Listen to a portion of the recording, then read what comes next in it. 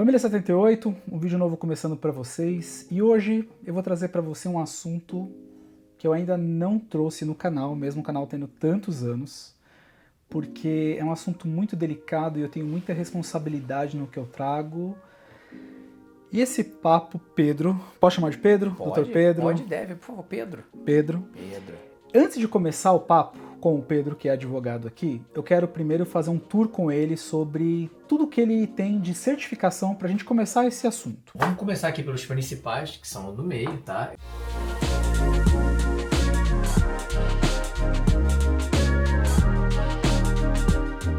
Esse aqui é o meu diploma de Direito, né? Florida State College of Law. Essa aqui é a minha licença de advogado da Supreme Court of the State of Florida. Ok. Essa aqui é a minha licença de advogado. Perfeito. Tá? Aí eu tenho outros aqui. Eu tenho meu diploma universitário de Ciências Políticas da George Mason University. Aí eu tenho a minha admissão na Corte Federal local. Eu tenho... Aquela cartinha ali da Casa Branca é o quê? Ah, tá. Isso é quando eu virei cidadão. Ah, legal. É quando eu virei cidadão em 2002, você recebe uma cartinha do presidente. Legal. Aqui é um trabalho também que eu fiz junto com o Attorney General da Flórida. Ok. Eu te ajudou ele num projeto. E eles me deram uma cartinha de apreciação. Perfeito. Que eu já falei. Aí a gente vem pra cá, Vamos lá. Eu trabalhei no Attorney General da Flórida, que seria o promotor geral da Flórida. Eu trabalhei lá e o meu time, a gente fez uns projetos, uns casos legais que a gente recebeu isso como, esses dois aqui, como, de novo, certificados. Era de crimes econômicos, né? O pessoal que era fraudado, esse tipo de coisa. Ok. Isso aqui é porque quando eu estava na faculdade, eu fiz serviço voluntário de advogado. Quando você fazia um certo número de horas, você recebia isso. Isso aqui é um certificado de pesquisa legal, que eu fiz também. E aqui eu tenho os meus diplomas de artes culinárias, porque eu era, como a gente falou, eu era chefe de cozinha antigamente. Perfeito. Antes de ser advogado. Mas eu continuo botando eles aqui porque faz parte. Então esse primeiro vídeo eu quero conversar mais, Pedro, para entender quem é o Pedro pessoa. E depois a gente vai falar um pouco sobre o Pedro advogado. E depois eu quero um pouco da tua opinião sobre esse mercado imigratório 2024, que a gente vê uma mudança drástica em vários cenários. Sim. Mas antes de qualquer coisa, você vem da área da hospitalidade, da restaurante, isso vem do teu pai? Isso vem do meu pai. Meu pai era economista de formação. Ok. Aí eventualmente, mas sempre gostou de cozinhar, aí eventualmente ele abriu uma empresa de hotelaria e catering. Ok. No Brasil? No Brasil, okay. No Brasil, anos 80, aquelas okay. coisas. E ele fazia catering e hotelaria para comercial, plataforma de petróleo, indústria, essas coisas. Teve restaurante no Rio de Janeiro e essas coisas todas. E eu sempre fui interessado, sempre gostei, sempre tive dentro, sempre gostei de uma cozinha, estava sempre dentro da cozinha. O que justifica lá que as suas outras formações ali, né, no que a gente viu. Sim, não, eu fiz faculdade de Ciências Políticas. Ok. Mas depois que eu saí da faculdade de Ciências Políticas, eu fui ser chefe de cozinha. Tanto que eu tenho as minhas certificações de chefe de cozinha. E eu fui chefe de cozinha, gerente de restaurante, gerente de food and beverage, garçom, lavei prato, fiz de tudo. Entendeu? E sabe que eu acho bem interessante essa tua história? Porque quem segue o canal sabe que eu estudo bastante marketing. E aí quando a gente estuda sobre a questão do marketing, ele fala muito sobre a questão do meio ambiente que você está inserido, né? E eu percebo que, por exemplo, vou pegar o teu pai, que era economista, mas que tinha um pé ali dentro dessa questão da cozinha, do restaurante. Sem dúvida nenhuma, o conhecimento dele de economia foi aplicado. Sem dúvida. Como o conceito da hospitalidade, do receber, do bom atendimento. Sim. Hoje, como advogado, tendo o seu escritório, o que você traz dessa experiência que você teve lá atrás? Serviço ao consumidor. É uma coisa que eu insisto muito aqui no meu escritório. Pode perguntar para o pessoal que trabalha aqui, que eu insisto muito nisso. Que eu acho que o grande problema que 99% dos escritórios têm é a falta de serviço ao consumidor. Aquela parte do customer service, de atender o telefone, falar com a pessoa. A pessoa que está trabalhando no seu caso, você saber o nome dela, ela saber o seu nome. Responder às pessoas. Isso para mim é importantíssimo, uma coisa que eu não abro mão. Dá trabalho, mas eu acho que realmente é o que faz a diferença. Porque é entender que Pra gente é o trabalho do dia a dia. Mas isso para as pessoas é a vida dela, é os sonhos. Elas estão investindo não só dinheiro, mas tempo e esforço e as expectativas da vida da família. Então a gente tem que dar aquela atenção para as pessoas que isso merece. Eu vejo isso dessa maneira. Uma coisa que eu trouxe de dentro do restaurante para cá. Que é uma coisa que a gente estava conversando mais cedo. Assim, quantas boas refeições, que a comida era uma delícia, foram estragadas porque o serviço era ruim. E isso é um grande, grande problema hoje que eu vejo assim, nesse universo hoje. Vou falar de Orlando de uma forma geral, de acompanhar cases de amigos que estão em processo e que tiveram uma grande promessa na hora da venda, mas aí que durante as etapas do seu processo, as coisas foram se perdendo, foram sendo terceirizadas. Hoje no teu escritório você tem quantos advogados que atuam? Eu. Na área de imigração, só eu. Então, você faz questão de botar... Faço questão. Todos os casos aqui, obviamente a gente tem assistente que me ajudam a coletar documento. Também porque aquela que você pode dar resposta para as pessoas, eu não tenho como atender todas as ligações o tempo inteiro. Mas você pode ter certeza que todos os documentos sou eu que reviso, todos os formulários sou eu que reviso, a estratégia de todos os casos sou eu que crio. E eu escrevo todas as petições. Eu escrevo absolutamente todas as petições que saem no meu escritório. E eu já te falei mais cedo, e aí vou falar para você também. Eu vim bater esse papo com ele porque o Dr. Pedro, ele é o advogado da Rafa, da minha filha mais velha. E a forma como vocês atuaram durante esse ano, desde o ano passado até esse ano, a Rafa sempre veio trazendo sempre boas considerações do tipo, olha que legal, eles me ligaram para falar sobre a data, eles me perguntaram sobre o documento X, sobre o documento Y. Então, esse atendimento na prática, porque existe aquele encantamento na hora da venda, mas na prática é quando realmente é na prática, né? É o dia a dia. Fico contente. E aí, assim, vamos conversar. Esse é um primeiro vídeo, tá? Se vocês gostarem do formato, a gente faz outros vídeos. Eu já quero também deixar aqui à disposição de vocês aqui embaixo para falar com o Dr. Pedro e com o escritório dele. Existe aqui um formulário que você entra, preenche, coloca lá algumas informações básicas para que eles possam entender qual é o teu perfil, o que você precisa, e aí eles agendam lá uma consulta, falam sobre preço, aí é com eles, não é comigo. Então vou deixar aqui o link como agradecimento. Muito obrigado eu é que agradeço. pelo seu tempo, que eu sei que seu tempo é super curto. Eu é que agradeço. Primeira pergunta que eu faço para você é EB2 2024. Sim. Eu percebo que existe uma diferença de quem olhava esse processo há 10 anos atrás e quem olha esse processo hoje. A sensação que eu tenho é que hoje as pessoas olham com uma forma assim, eu vou aplicar e eu vou ser aprovado. Como experiência, aí não vou nem deixar o profissional falar, como experiência pessoal, eu digo para vocês que não é assim. Mas eu queria saber de você agora como profissional. Como é que é? Mudou esse formato? O formato nunca mudou. O formato sempre foi esse. Eu acho que o que mudou é que hoje em dia a gente tem tornou-se uma coisa meio que da moda. E o marketing, o pessoal por aí, o que as pessoas fazem, eles ficam vendendo o EB2 NW como se fosse uma solução infalível para todo mundo.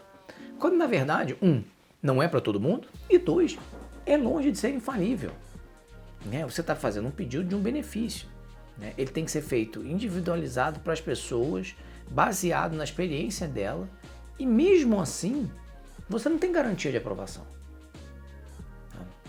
Advogado que te garante a aprovação de alguma coisa, você corre, porque está te enganando. Porque tem alguém que vai fazer uma leitura, né? Existe... Fator humano. Você não consegue escapar do fator humano. E tem um fator humano que eu quero colocar, até como dica para você que está estudando o seu processo e tudo.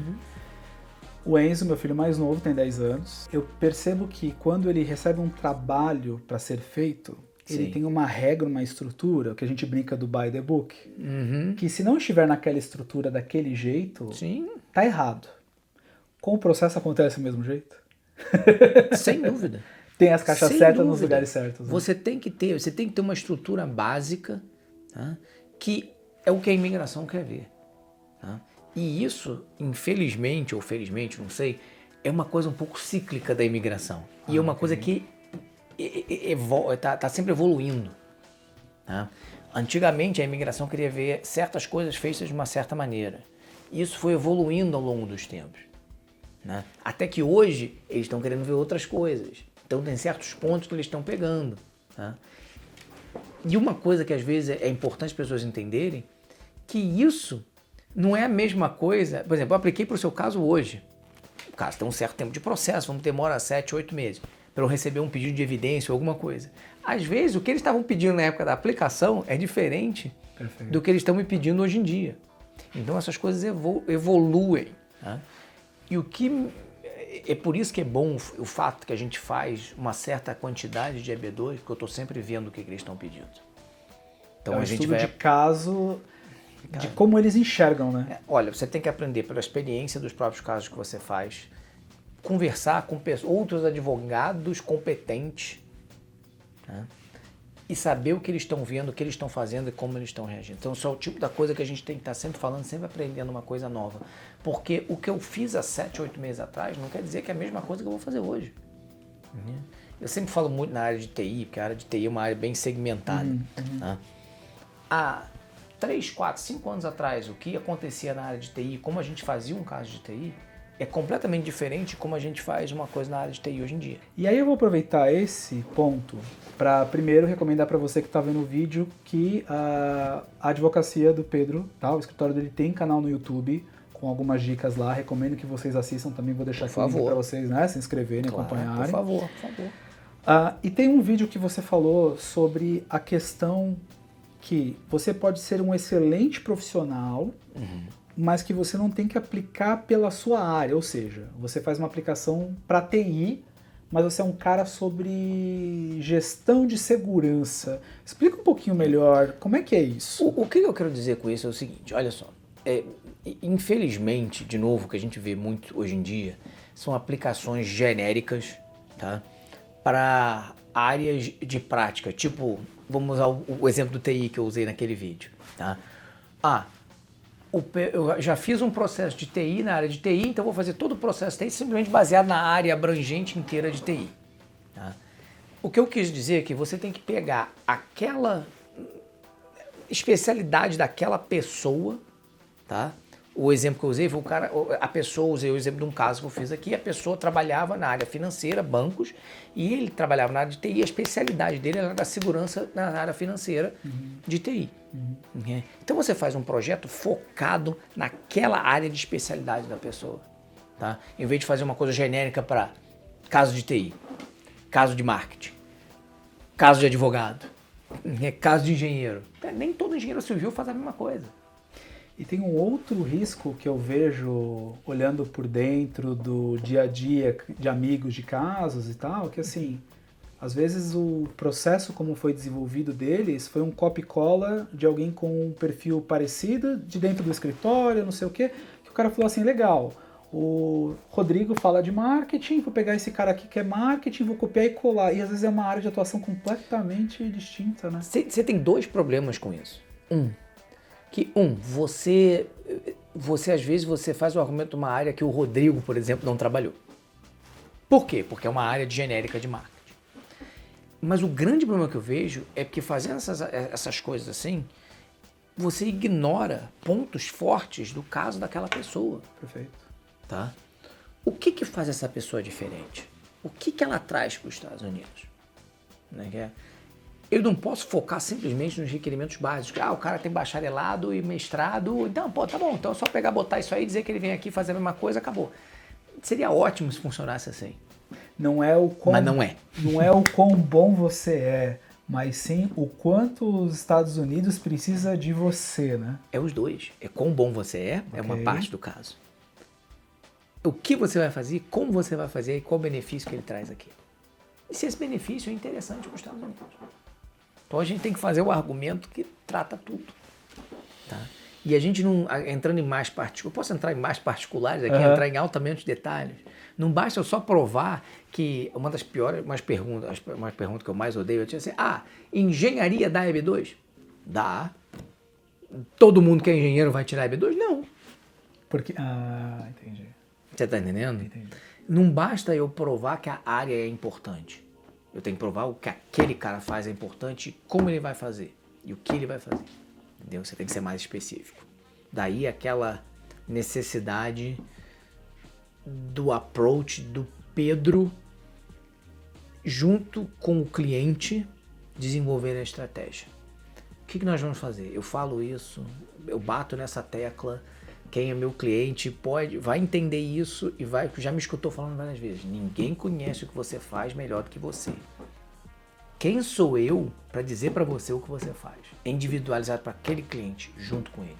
Tem mágica nesse mundo. Entendeu? Olha, eu passaria, Pedro, a tarde conversando contigo, porque eu tenho tantas perguntas, tantas coisas que eu sei que as pessoas querem ouvir, querem entender. A gente mas faz outro vídeo. Eu quero deixar para vocês essa pergunta. Se vocês topam mais um vídeo aqui no canal para a gente falar mais sobre, deixem aqui nos comentários também as suas perguntas, que também eu trago pro Pedro. Mais uma vez, sigam o canal dele, marquem uma consulta, marquem um bate-papo. Eu sou experiência prática dele, porque a Rafa tem 24, 23 anos, mas assim, continua sendo minha menina, que eu fiquei por perto. Tá funcionando, não tá? Estão atendendo, não tá? De fato que eu sou chato, né? E é bom. Eu fico em cima, né?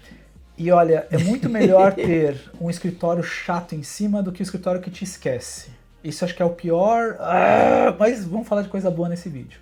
Sigam lá, PD, obrigado, Dr. Pedro, mais uma vez. Não, obrigado a você, foi um prazer. E a gente Sempre se vê bom. no próximo vídeo.